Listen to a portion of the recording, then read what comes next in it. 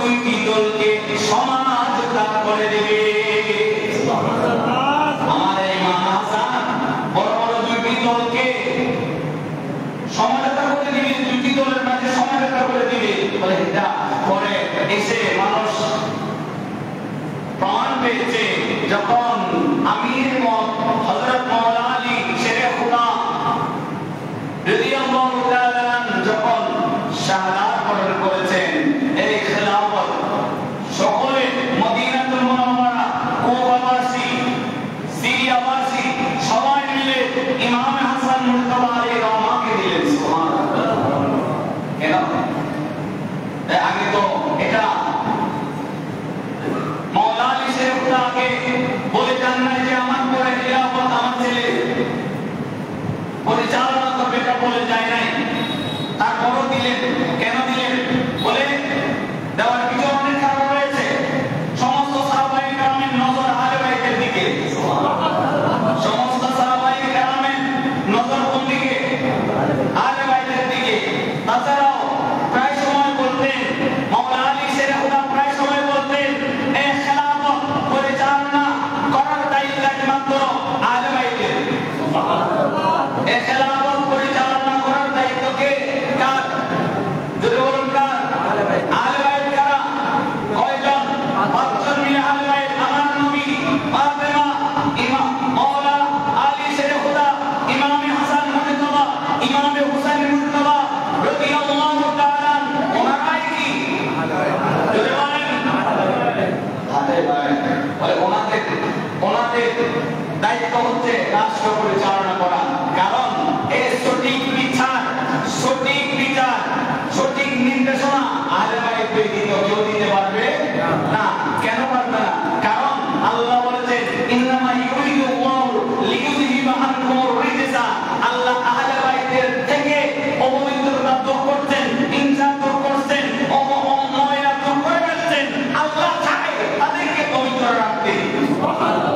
আর যাদের কলব পবিত্র, যারা পবিত্র, যাদের কলব পবিত্র, ইনারাই সঠিক বিচার সঠিক জায়গা করতে পারে। কথা বলো ঠিক কি না? না হয় টাকার উপর বেঁচে যাবে, ঠিক কি না? না হয় কিসের উপর? টাকার উপর বিক্রি হয়ে যাবে, ঠিক কি না? এই জন্য সমস্ত সাহাবায়ে কেরামের নজর ছিল আহলে বাইতের দিকে। এই জন্য ইমাম হাসান মুজতবা আলাইহির রহমাকে ওই খেলাফত দান করলেন। সুবহানাল্লাহ। এটা অনেক বড় ওয়াকিয়া, ইতিহাস।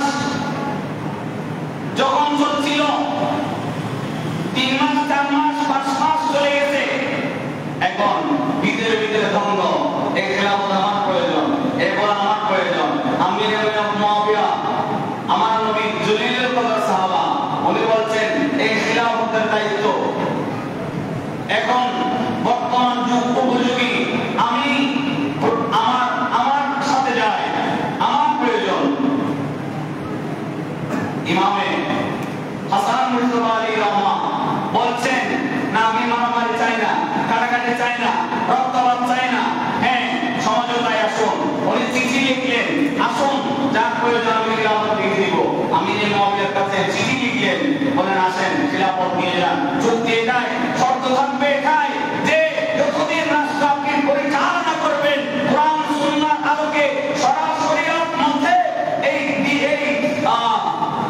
খেলাফত আপনি পরিচালনা করবেন, এটা শর্ত নিয়ে উনি খিলাফত ছেড়ে দিলেন। সুবহানাল্লাহ।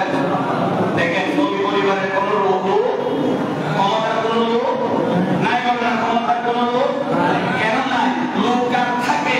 যার ভিতর হিংসা থাকে, যার ভিতর অহর থাকে, যার ভিতর আমিত্ব থাকে, তার ভিতর লোক থাকে, ঠিক কিনা? আল্লাহ তো নিজে তাদের ভিতর থেকে লোভ, লালসা সবকিছু দূর করে ফেলছেন। কাজে তাদের ভিতরে কোন কাজ করে? সালাত আলাইহি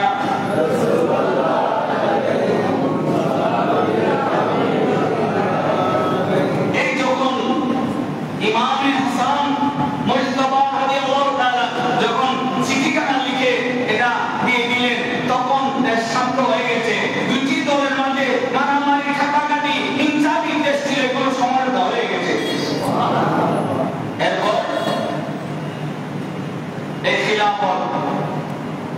আমিরে মুআবিয়া চায়, ওনাকে ইন্ধন দেওয়া হয়েছে যে ওনার ছেলেকে খিলাফত দিবে।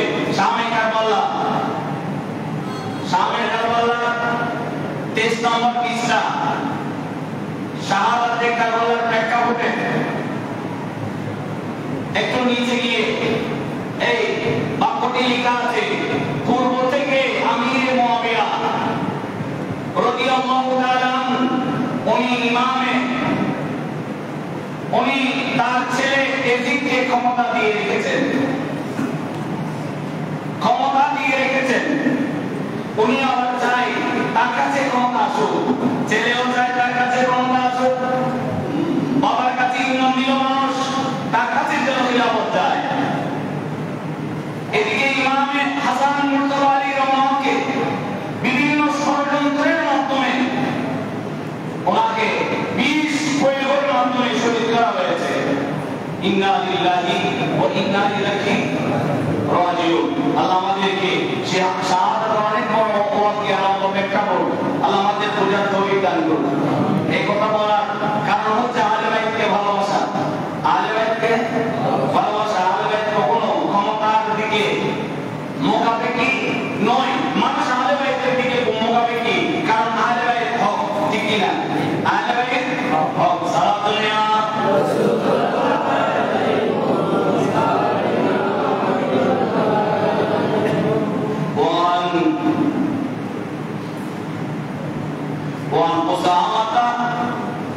وعن أسامة بن زيد رضي الله تعالى عنه قال تركت النبي صلى الله عليه وسلم ذات ليلة في بعض الحاجة فخرج النبي صلى الله عليه وسلم حضرت أسامة بن زيد رضي الله تعالى আমার নবীর দরবারে গেলেন, ইয়া রাসূলুল্লাহ, আমার এই সমস্যা, আমার নবীর সমস্যার সমাধান দিলেন। যাওয়ার সময় উনি আসার সময় দেখলেন উনি একটা চাদর গায়ে নিয়ে এসেছেন, চাদরের ভিতর কে যেন লুকে লুকে রয়েছে। আমার নবীকে যাওয়ার সময় জিজ্ঞেস করলেন, ইয়া রাসূলুল্লাহ, ইয়া হাবিবাল্লাহ, আপনার চাদরের ভিতর কে? সুবহানাল্লাহ। উনি বলছেন, ইয়া রাসূলুল্লাহ, আমি দেখছি আপনার চাদরের ভিতর কি যেন নড়াচড়া করতেছে।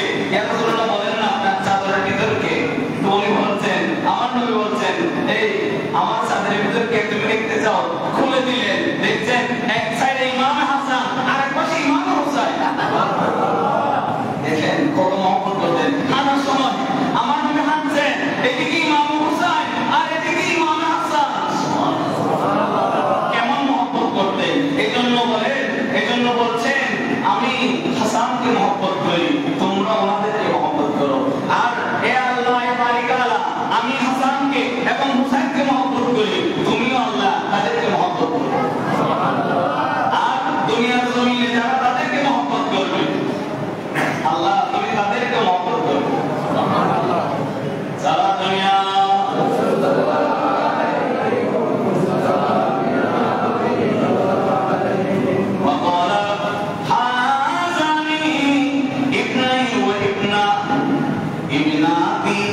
এবং আমার নবী বলছেন, হাযা ইবনায়া, এই দুইজন হচ্ছে আমার সন্তান। সুবহানাল্লাহ। এবং ও ইবনাতি, আমার মেয়ে ফাতেমার সন্তান। সুবহানাল্লাহ। এরা আমার সন্তান এবং আমার মেয়ে কার সন্তান? ফাতেমার সন্তান। আল্লাহুম্মা ইন্নী উহিব্বুহুমা, আল্লাহ আমি তাদেরকে ভালোবাসি। ওয়া আহিব্বুহুমা, তুমি আল্লাহ তাদেরকে ভালোবাসো। ওয়া আহিব্বু মান ইউহিব্বু ওয়া আহিব্বু মান ইউহিব্বুহুমা, ও আল্লাহ যারা তাদেরকে ভালোবাসে আমিও তাদেরকে ভালোবাসি। সারা দুনিয়া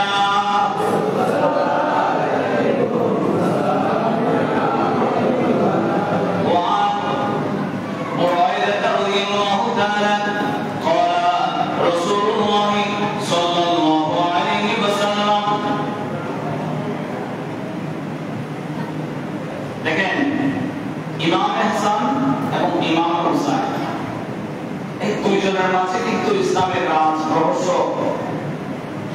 রয়ে গেছে। সুবহানাল্লাহ। যারা তাদেরকে ভালোবাসবে আর যারা তাদেরকে ভালোবাসবে না। আর যারা ভালোবাসার পক্ষেও না আর ভালোবাসার বিপক্ষেও না, তিনটা দল। একটা দল হচ্ছে তাদেরকে ভালোবাসবে, আরেকটা দল হচ্ছে তাদেরকে ভালোবাসবে না, আরেকটা দল হচ্ছে ভালোবাসার পক্ষেও না বিপক্ষেও না, ওনারা স্বতন্ত্র। যারা পক্ষে আসহাবী, আমার নবী সাহাবায়ে কেরাম, যারা ঈমানদার, যারা নবীকে মহব্বত করে, তারাই ইমাম হাসান এবং হুসাইনকে ভালোবাসবে। আর মহব্বতের নাম হচ্ছে ঈমান। হাদিসে পাকে এসেছে আল্লাহ ঈমান লিল্লাহ মহব্বত, আল্লাহ ঈমান, যার ভিতর আমি নবীর মহব্বত নাই তার ভিতর ঈমান নাই। আর কুল্লা সাল্লাল্লাহু আলাইহি ওয়াসাল্লাম প্রমাণ করতে, যার ভিতর হুসাইনের মহব্বত নাই, হাসানের মহব্বত নাই, তার ভিতর আমার মহব্বত নাই। সব মিলে বোঝা যায় যার ভিতর নবী এবং আহলে বাইতের মহব্বত নাই, তার ভিতর কি নাই? ঈমান নাই। আমি কেন বলবো তার ভিতর কি নাই? এটা আমাকে বলতে হবে। এটা কি বোঝা যায় না বিষয়টা? সালাতুল ইয়া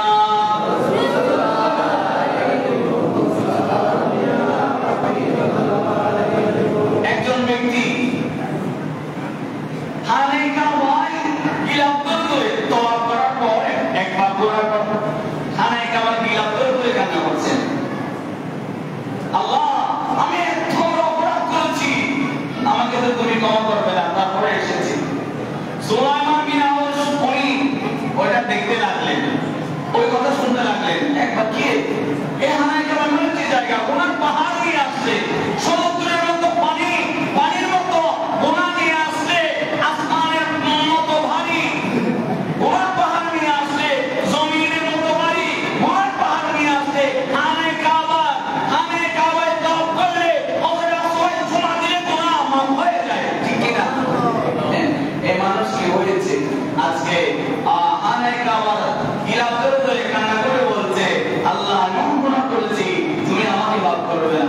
দুইবার গুড় দিয়ে সুলাইমান বিন আউস উনি দুইবার পাক দিয়ে আওয়াজ শুনলেন, তাই সে আমাকে তুমি ক্ষমা করবে না। খানকে ধরলেন, এই আল্লাহ বান্দা, তুমি এমন কি গুনাহ করেছো যার কারণে তোমাকে আল্লাহ ক্ষমা করবে না? বলে এখানে বলা যাবে না। বলে কোথায়? বলে ওইদিকে চলেন। এদিকে গেছে, দেখতে আশেপাশে মানুষ, বলে না আবার একটু আমরা নির্জন জায়গায় চলে যাই, তখন আপনাকে বলবো। নির্জন জায়গায় গেছে, বলছেন, বলে ইমামে হুসাইন যখন কারবালার জমিনে শাহাদাত বরণ করেছে, ওনার শিরকে আলাদা করা হয়েছে, ওনার শিরকে লাঠির উপর রেখে ওই দুনিয়াবাসীকে দেখানো হচ্ছে 70 জন মানুষ নিয়ে কুবার জমিন থেকে দামেস্কের মধ্যে গিয়েছিল, ওই দামেস্কের মধ্যে ইজিদের কাছে গিয়েছিল, সেই 70 জনের মধ্যে আমি একজন, সেই 70 জনের মধ্যে। তো বলে 70 জনের মধ্যে তুমি একজন, তুমি কিভাবে বুঝলে? তুমি কিভাবে বুঝলে তুমি ক্ষমা পাবে না? বলে আমি বুঝছি এই জন্য, আমার এই ইমাম হুসাইন আলাইহিস সালামের স্যার যখন দামেস্কে নেওয়া হয়েছিল, এজিদের ঘরে নেওয়া হয়েছিল, এজিদ বলে এই স্যারটা আমার ঘরে দিয়ে দাও, যে ঘরে সে থাকে এগুলো দিয়ে দাও। দেওয়া হয়েছিল। এজিদের স্ত্রী ওয়াইফ রাত 3টা বাজে দেখে সেই ইমামে হুসাইন আলাইহিস মাকামের চেহারার দিকে, আসমান থেকে একটি নূরের রশ্মি চলে আসছে।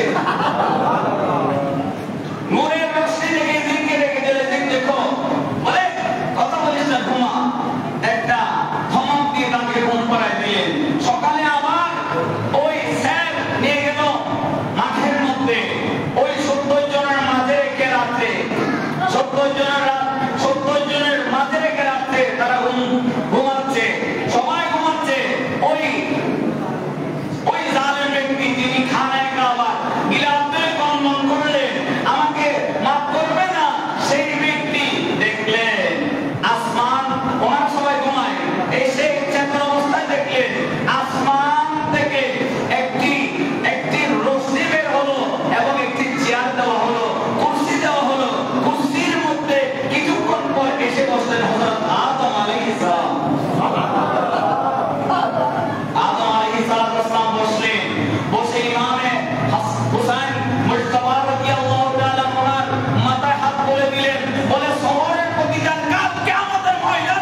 দিবে।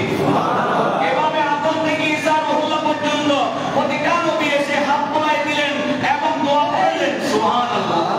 শেষ পর্যন্ত আমার নবী আসলেন। আরেকটা কুরসি পাশে রাখা হলো অনেক বড়, ওই কুরসির মধ্যে রহমতুল লিল আলামিন নবী তশরিফ এনেছে। তশরিফ এনে আমার নবী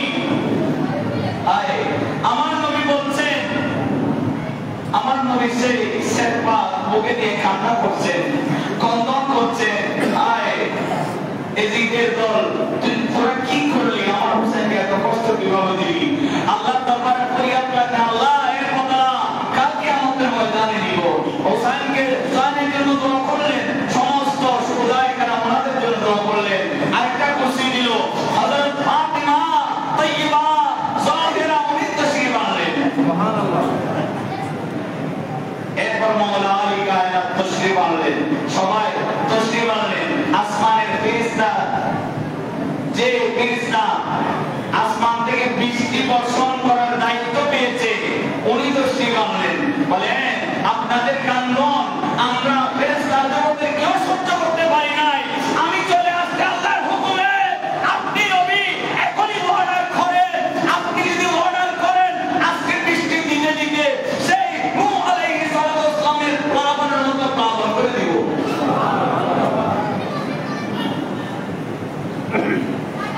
এভাবে আসলেন অসংখ্য ফেরেশতারা। আমার নবী বদদোয়া করেন নাই, আমার নবী সেদিন বদদোয়া করলে আজকে আমরা থাকতাম না। বলে আপনার আমার ভবিষ্যতে বউ আসবে, পুত্র আসবে, আপনার আসবে, আল্লাহ নবী ডাকনেওয়ালা মানুষ পয়দা হবে, আমি এই বদদোয়া করতে পারি না। তবে তোমার তবে দোয়া করি যে 70 জন ইমামে হুসাইন আলে মাকামের শের পাক এখানে নিয়ে আসলো, তাদেরকে তুমি শেষ করে দাও। শেষ করতে করতে শেষ করতে ওনার কাছে আসলেন। কার কাছে? ওই দিনে হানায় কাবার গিলাফদের বন্ধ করছে, বলে ইয়া রাসূলুল্লাহ আমাকে বাঁচাও বলে একটা দৌড় দিলেন। ওই ফেরেশতা ঘাট ধরে রাসূলুল্লাহ সাল্লাল্লাহু আলাইহি ওয়াসাল্লামের কদমে ফেললেন। রাসূল সাল্লাল্লাহু আলাইহি ওয়াসাল্লাম বলছেন যা কমত, ওনাকে একটা ঘাট ধরে ধাক্কা দিলেন, উনি বেঁচে গিয়েছেন। শেষ পর্যন্ত এসে হানায় কাবায় গিলাফদের বন্ধন করছেন এই জন্য যে 70 জন তো জাহান্নামে গিয়েছে, আমি বেঁচে গিয়েছি। রাসূলুল্লাহ শেষ পর্যন্ত বলছেন যেদিন তোর জাহান্নাম ওয়াজিব হয়ে গেছে, এই জন্য আমি আল্লাহর দরবারে কান্না করছি। যারা হুসাইনের বিপক্ষে গিয়েছে তারা কখনোই আল্লাহর দরবারে ক্ষমা পাবে না, ঠিক কি না? আজকেও যারা হুসাইনের বিপক্ষে বলবে কখনো ক্ষমা পাবে না, ক্ষমা পাবে না, ক্ষমা পাবে না। যত নামাজ, যত রোজা, যত হজ, যত যাকাত, যত ভালো কাজ, যত ভালো পরামর্শ দেয় থাকুক, সব বাইরের নিচে ইমামে হুসাইনের মহব্বত উপরে। ইমামে হুসাইনের মহব্বত, আমার নবীর মহব্বত, আহলে বাইতের মহব্বত যার ভিতর থাকবে না, সে কখনো জান্নাতে যেতে পারবে না। আল্লাহ আমাকে আপনাকে সকলকে আহলে বাইতের মহব্বত বুঝার তৌফিক দান করুন। আখির দাওয়ানা আলহামদুলিল্লাহি রাব্বিল আলামিন। অনেকে দোয়ার জন্য ফরিয়াদ জানিয়েছেন। একজন ব্যক্তি হাসপাতালে ছিলেন, দোয়া চেয়েছেন, দোয়া করছিল।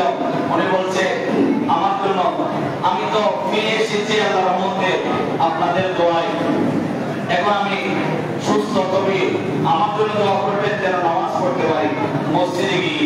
সেই দোয়াটা আপনি করবেন, মুসল্লিনে কেরামদেরকে একটু বলবেন আমার জন্য দোয়া করে, ওনার জন্য একটু দোয়া করবেন, ওই ব্যক্তি যেন মসজিদে এসে নামাজ পড়তে পারে, এই দোয়াটি করবেন। 50 টাকা মাজার, 50 টাকা মসজিদ, এই মাজার দোয়া চেয়েছে বিচার জন্য।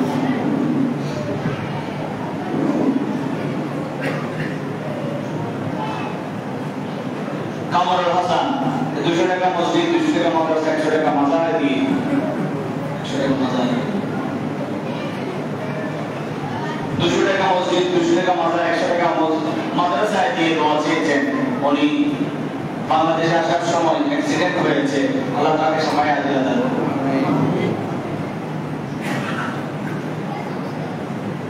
200 টাকা মসজিদ, 200 টাকা মাজার, 100 টাকা মাদ্রাসায় দিয়ে দোয়া চেয়েছেন আমার ভাই।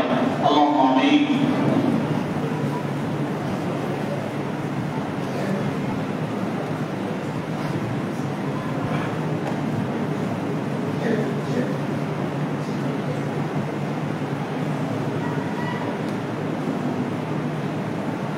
এটা আপনি দিয়েছেন।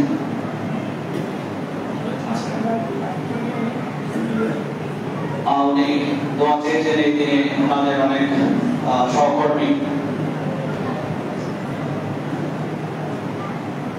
ইন্তেকাল হয়েছে এবং আঘাতপ্রাপ্ত হয়েছে, এই জন্য উনি দোয়া চেয়েছেন।